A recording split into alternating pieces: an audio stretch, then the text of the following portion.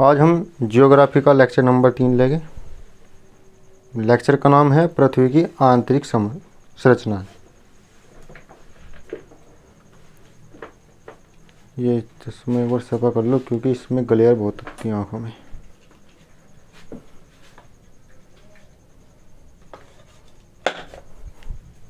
दोबारा से बोल रहे।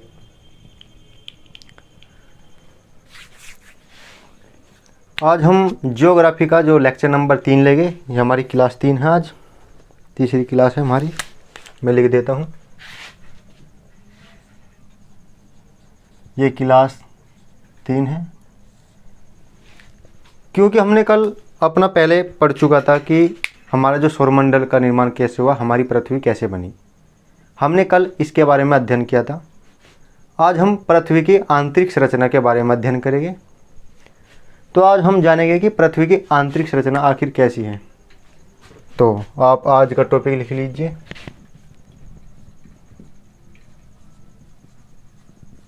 पृथ्वी की आंतरिक संरचना।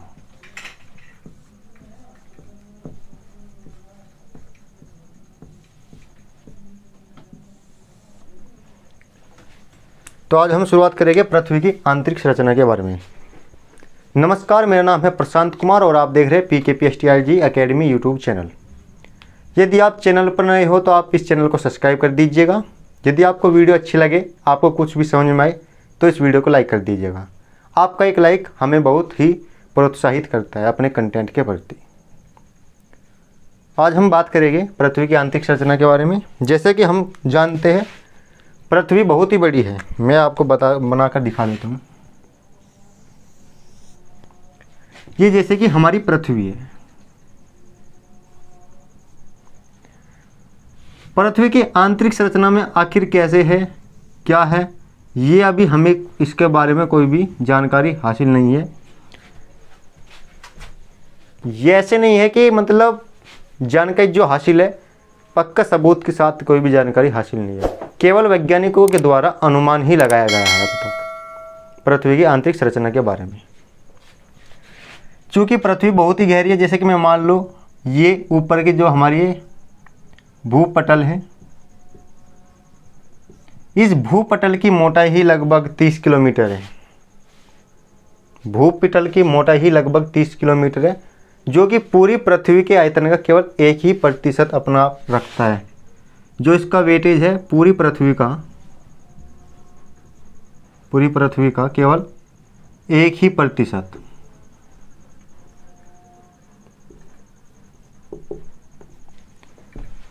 अब आप इसी से अनुमान लगा लीजिए, जब पूरी पृथ्वी का ये हमारा भूपटल जिस पर हम आज रहते हैं 1% है, तो पृथ्वी के अंदर की बात कैसे पता लगेगी।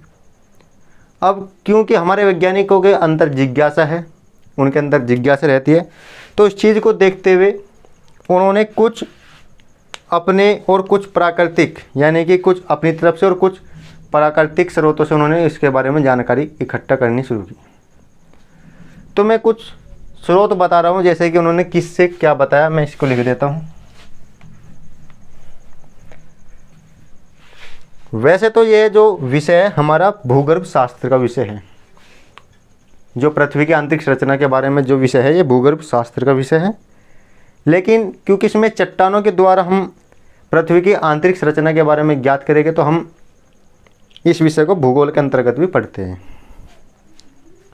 तो मैं बात स्रोत की कर रहा था, तो स्रोत मैं बता देता हूँ।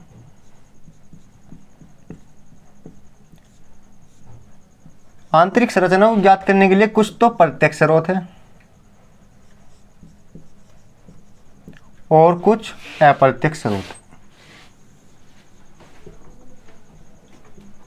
अप्रत्यक्ष स्रोत। प्रत्यक्ष स्रोत की बात करूं तो प्रत्यक्ष स्रोत में भी 2 प्रकार के हैं। पहला मानवीय, दूसरा प्राकृतिक।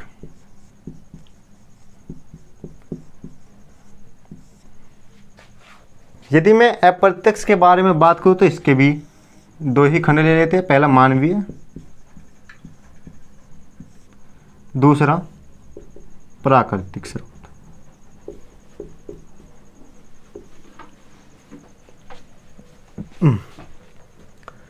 मानवीय स्रोत में कौन कौन से आते हैं? मानवीय स्रोत में हमारी जो खदानें हैं, जो हमारी ट्यूबवेल है, ये हमारी मानवीय स्रोत है। जैसे कि मैं लिख देता हूँ मानव निर्मित खदानें, मानव निर्मित खदानें, ये हमारे प्रत्यक्ष स्रोत में है। दूसरा स्रोत है इसके लिए मानव निर्मित ट्यूबवेल, मानव निर्मित ट्यूबवेल, ये सब हमारी प्रत्यक्ष स्रोत है। वहीं प्रत्यक्ष स्रोत के बारे में बात करें तो प्राकृतिक में आ रहे हम। प्राकृतिक में सबसे जो इसका अच्छा उदाहरण है ज्वालामुखी का फटना। यदि हम प्रत्यक्ष स्रोत की बात करें तो ज्वालामुखी है, ज्वालामुखी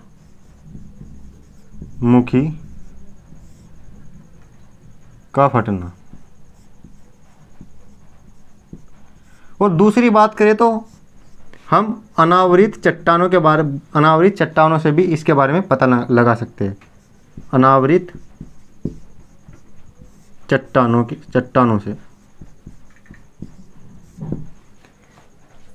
प्रत्यक्ष के बारे में थी। इसी तरह यदि हम अप्रत्यक्ष स्रोत के बारे में बात करें तो मानवीय में अप्रत्यक्ष स्रोत है जैसे कि तापमान आधारित। इन सब की व्याख्या मैं समय समय अभी दूंगा, अभी आगे पहले मैं लिख लेता हूँ। पहला है इसमें जैसे कि तापमान आधारित,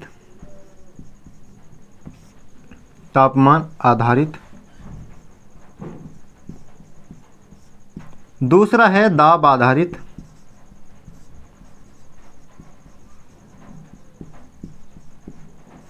और तीसरा है इसमें घनत्व आधारित।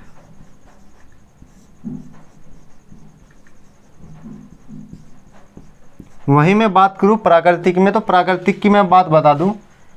प्राकृतिक में सबसे अच्छा जो माना जाता है उल्का पिंड वाला, यानी कि उल्कापात, और दूसरे नंबर पर आता है भूकंप।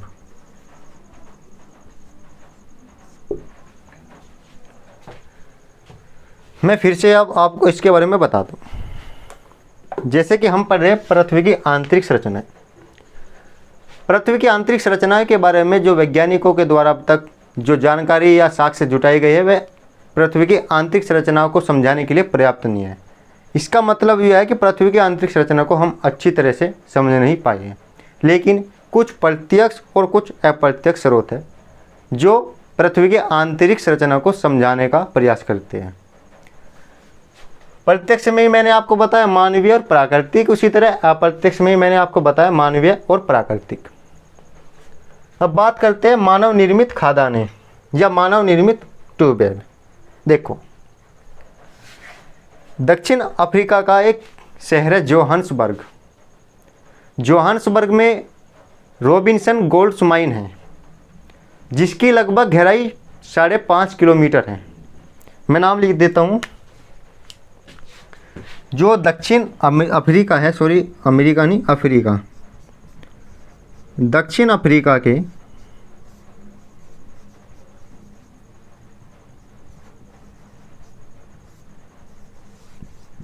जोहान्सबर्ग में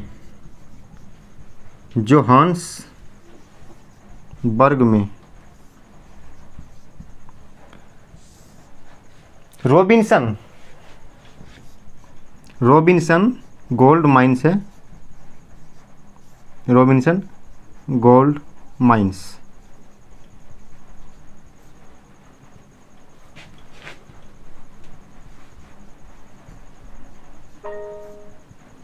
जिसकी गहराई लगभग 5 किलोमीटर है, 5.5 किलोमीटर है।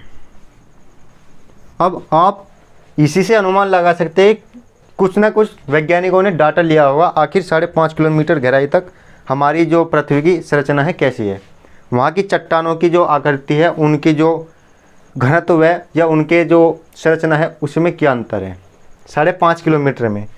वहीं यदि मैं बात करूँ मानव निर्मित ट्यूबवेल तो ये रूस में बनाई गई थी। रूस का एक प्रायद्वीप है का रूस का प्रायद्वीप है, उसका नाम अभी निकल गया मेरे दिमाग से। उस प्रायद्वीप में लगभग 19 किलोमीटर गहरी 19 किलोमीटर गहरी ट्यूबवेल बनाई गई। 19 किलोमीटर गहरी ट्यूबवेल बनाई गई। ये किलोमीटर की बात चल रही है, ना कि मीटर। जो आप अपने घर में या आपके मोहल्ले पड़ोस में जो ट्यूबवेल बनती है वो फुटों में बनती है, 120 फुट, 150 फुट या 200 फुट। यहाँ फुट नहीं, यहाँ मीटर की बात चल रही है। लगभग 3 फुट का 1 मीटर। तो अब आप अनुमान लगा सकते हैं 19,000 मीटर। 19 किलोमीटर ही बहुत दूरी बैठती है।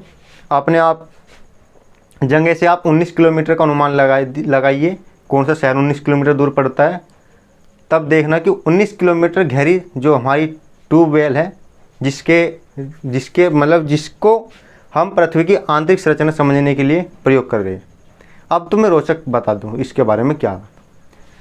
ये हमारी 5 किलोमीटर और ये हमारी 19 किलोमीटर। पृथ्वी के आंतरिक संरचना को समझाने के लिए पूरी तरह पर्याप्त नहीं है। क्यों? क्योंकि ये केवल पृथ्वी की ऐसे मानो खरोंच हुई, पृथ्वी को खरोंच दिया। यानी कि पृथ्वी की जो सतह है वो पूरी सतह भी पूरी तरह भेद नहीं पाई। उस पर ऐसा महसूस होया कि हमारे यदि खाल पे एक खरोंच लग गई, केवल खरोंच सी है इसकी। ये दोनों इनका भी, यानी कि जोहान्सबर्ग की रॉबिन्सन गोल्ड माइन और रूस में जो 19 किलोमीटर जो गहरी है उसका भी ये हमारी पृथ्वी का पूरी तरह अवलोकन नहीं कर पाई।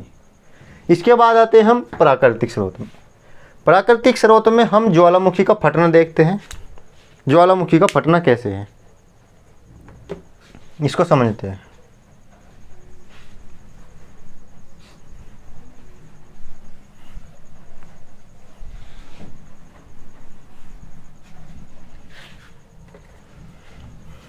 चूँकि हम जानते हैं ज्वालामुखी हमारी पृथ्वी के अंतरतम से आती है।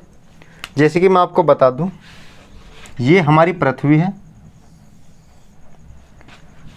पृथ्वी के अंतर यहाँ कुछ गर्म चट्टानें होगी जो पिघली हुई अवस्था में होगी।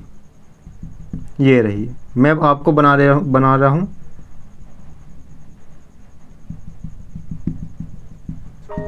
ठीक है ना।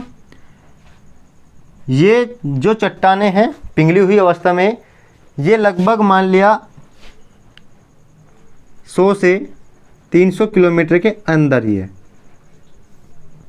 जब पृथ्वी के अंदर होता है कोई पिघली हुई चट्टानें तो उसको हम मैग्मा कहते हैं।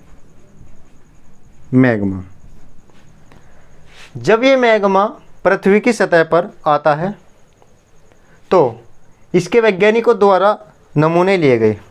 जब ज्वालामुखी फटी, इसके मैग्मा के कुछ नमूने लिए गए, लेकिन मैग्मा के नमूने के से भी हम पृथ्वी की आंतरिक सतह को या आंतरिक संरचना को हम अच्छी तरह से परिभाषित नहीं कर सके। 2 मिनट रुकिए, मैं एक बार पसीने पूछ लेता हूँ।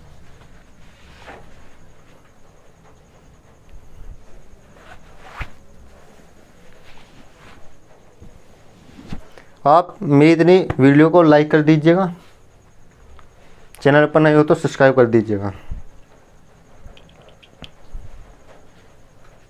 हाँ, तो मैं बात कर रहा था जो ज्वालामुखी से। केवल वैज्ञानिकों को ज्वालामुखी के द्वारा 100 से 300 किलोमीटर तक के दायरे का ही पता लग पाया कि उन्होंने अनुमान लगा लिया कि 100 से 300 किलोमीटर के अंतर जो हमारी पृथ्वी है पिघली हुई अवस्था में है। यहाँ की जो चट्टानें हैं बहुत ही द्रव वाली अवस्था में है, जो कि पूरी पृथ्वी का अवलोकन करने में असमर्थ रही। इससे भी हम पूरी पृथ्वी की आंतरिक संरचना के बारे में नहीं बता सकते। दूसरी है अनावृत चट्टानें। अनावृत चट्टानें यानी कि ऐसी चट्टानें जो पृथ्वी की उत्पत्ति से अब तक थी, लेकिन उनका अपक्षय और अपर्दन हो चुका। यानी कि इनका अपक्षय और अपर्दन हुआ। अपक्षय और अपर्दन होने के बाद जो नवीनतम चट्टानें प्राप्त हुई उनका वैज्ञानिकों द्वारा विश्लेषण किया गया। उन्होंने इसके आधार पर भी पृथ्वी के आंतरिक संरचना को समझने का प्रयास किया, लेकिन वे इसके बारे में अपनी पूर्ण जानकारी प्राप्त नहीं कर सके, क्योंकि यह भी पर्याप्त नहीं थी। ये थी हमारी प्रत्यक्ष जानकारी जो प्रत्यक्ष स्रोत से प्राप्त हो रही थी। अब बात करते हैं हम अप्रत्यक्ष स्रोत पर आधारित। ये मैं मिटा देता हूँ।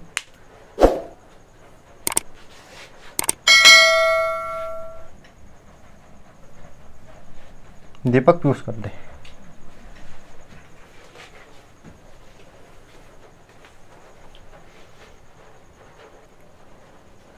अब बात करते हैं अप्रत्यक्ष पर।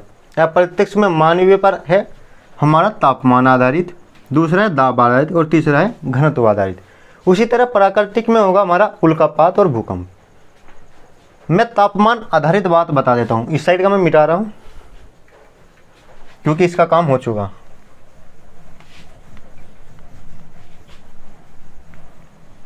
देखो, वैज्ञानिकों ने देखा कि यदि हम पृथ्वी के अंदर की ओर जाए तो लगभग 32 से 33 मीटर जाने पर हमारा जो 1 डिग्री सेल्सियस तापमान बढ़ रहा था। 32 से 33 मीटर जैसे ही नीचे गहराई तक जा रहे थे तो 1 डिग्री सेल्सियस तापमान बढ़ रहा था। तो इन्होंने कुछ अनुमान, अपनी गणना लगाई, तो इन्होंने पाया कि पृथ्वी के केंद्र का जो तापमान है, पृथ्वी के केंद्र का जो तापमान है वो लगभग 6000 डिग्री सेल्सियस है। 6000 डिग्री सेल्सियस। लेकिन अब बात आती है, क्योंकि इन्होंने बताया था कि 32 से 33 मीटर पर कितना बढ़ रहा था, 1 डिग्री सेल्सियस। चूँकि पृथ्वी तो बहुत ही गहराई में है, पृथ्वी का केंद्र भी लगभग 2900 किलोमीटर के बाद में शुरू होता है, तो इसको अनुमान यदि हम बात लगाए तो इसका लगभग तापमान 2.5 लाख से 3 लाख डिग्री सेल्सियस के बीच होना चाहिए था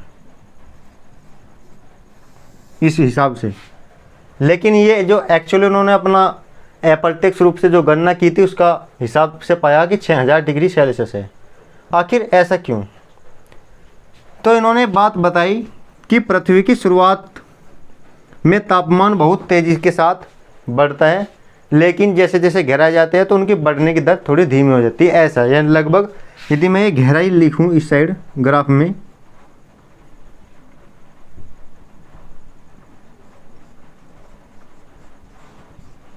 और इस साइड यदि मैं तापमान लिखूं तो इसका ग्राफ कुछ ऐसा है। बढ़ने की दर बहुत ही धीमी हो जाएगी पृथ्वी के केंद्र तक। ठीक है, तापमान आधारित संरचना। अब इसके बारे में और बात करते हैं। चूँकि हमें अब अप्रत्यक्ष रूप से पता चल गया था कि पृथ्वी के केंद्र का जो तापमान है लगभग 6000 डिग्री सेल्सियस है। अब इतने तापमान में जो प्रभाव उत्पन्न होंगे पृथ्वी के केंद्र पर कैसे होंगे उसके बारे में मैं आपको लिख रहा हूँ। पहला जो प्रभाव होगा कि वहाँ की जो चट्टानें होगी, चट्टानें पिघली हुई होगी।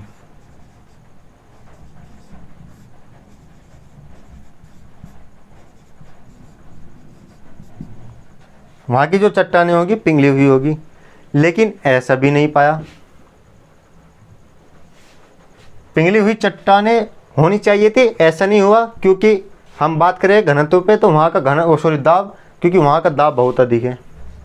दूसरा जो बात थी, जो तापमान है वो दाब और घनत्व को भी दाब और घनत्व से भी प्रभावित होता है। दाब और घनत्व से भी प्रभावित होता है।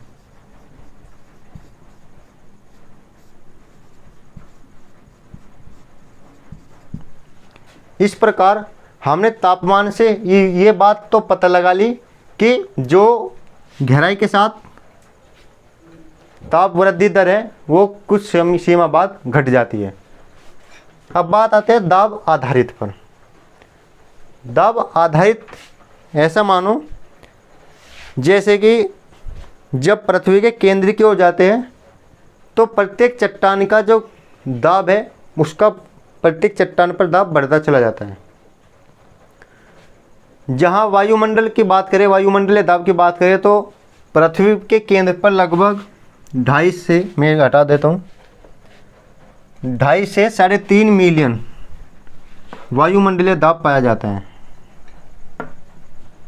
2.5 से 3.5 मिलियन वायुमंडलीय दाब पाया जाता है। कहाँ? पृथ्वी के केंद्र पर।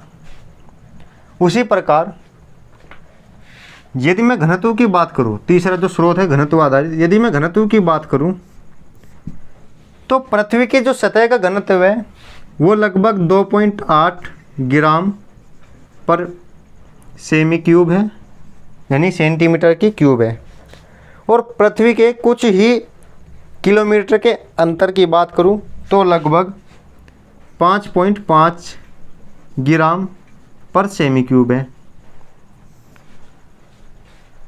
तो कहीं ना कहीं जब औसत 5.53 ग्राम पर सेमी क्यूब है तो हम अनुमान लगा सकते हैं कि पृथ्वी के केंद्र का जो घनत्व होगा बहुत ही अधिक होगा। तो जो पृथ्वी के केंद्र का घनत्व पाया गया,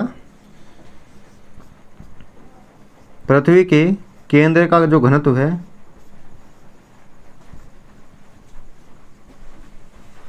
वो लगभग 11 से 13 ग्राम पर सेमी क्यूब पाया गया।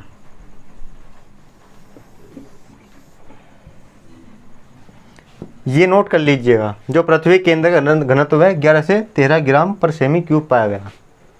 ये घनत्व आधारित जो अप्राकृतिक स्रोत थे उसके अनुमान लगाए गए।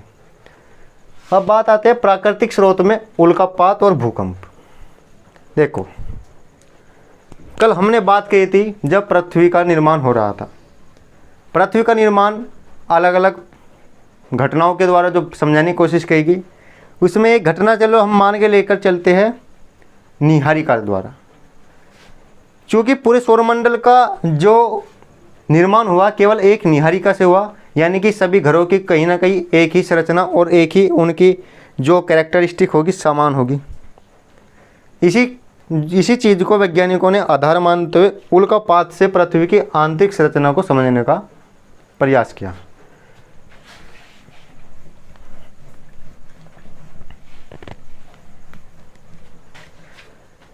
वैज्ञानिक मानते हैं कि जैसे पृथ्वी है उसी तरह,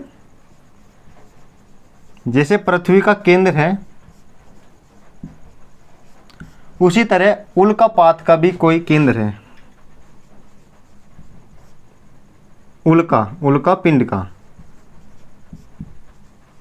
केंद्र है। जो उल्का पिंड के केंद्र में समानता मिलेगी वही पृथ्वी के केंद्र की समानता मिलेगी। जैसे कि उल्का पिंड का जो केंद्र है वो ठोस और अत्यधिक भारी धातु का बना है।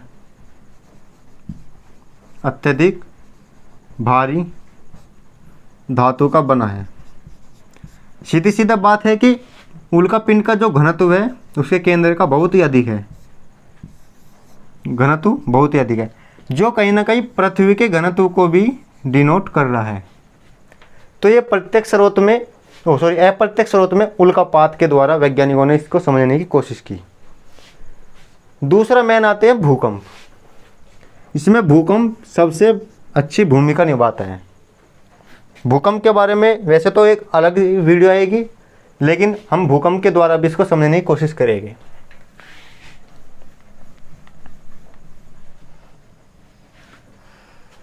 जब भूकंप आता है पृथ्वी पर तो भूकंप के केंद्र से दो किरणें निकलती हैं, तरंगे। 2 किरणें नहीं, तरंगे। पहली पी तरंग,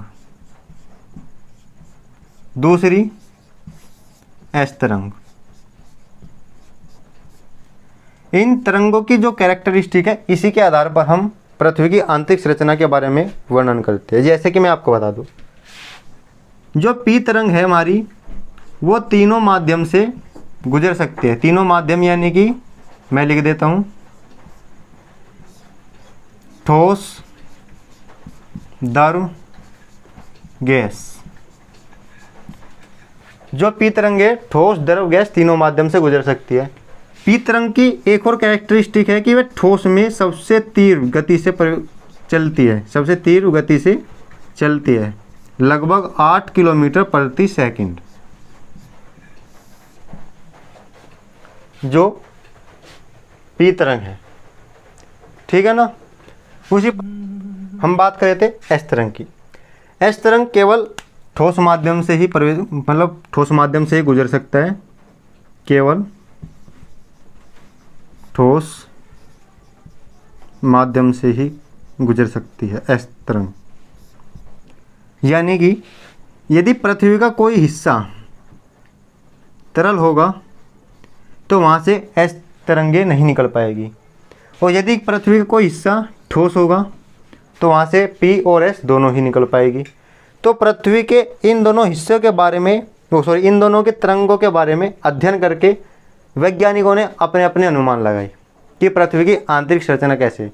तो उन्होंने अनुमान लगाया कि जो पृथ्वी का केंद्र है वो अत्यधिक घनत्व के साथ ठोस है।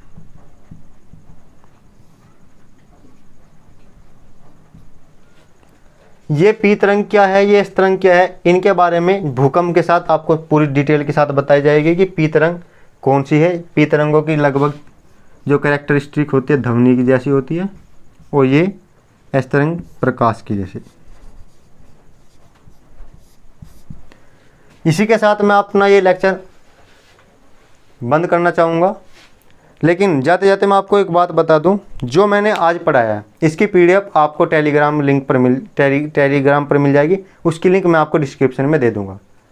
आपको केवल जो उसका टाइटल है आपको ऐसे लिखना होगा, क्योंकि आपको जो टाइटल मिलेगा लिखा लिखाया टेलीग्राम पे, पहले तो आपको सर्च करना है PKPSTRG एकेडमी।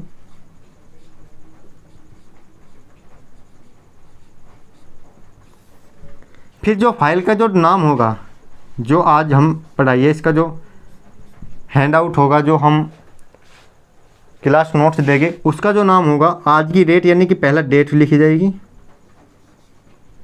फिर उसका सब्जेक्ट का नाम होगा, और फिर उसकी क्लास का नंबर होगा, कौन सी क्लास की। जैसे कि आज डेट ये है, उसका जो सब्जेक्ट फिजिकल ज्योग्राफी चल रहा है, और उसकी जो क्लास नंबर तीसरी है तो तीसरी, इस तरह से उसका जो नामकरण मिलेगा।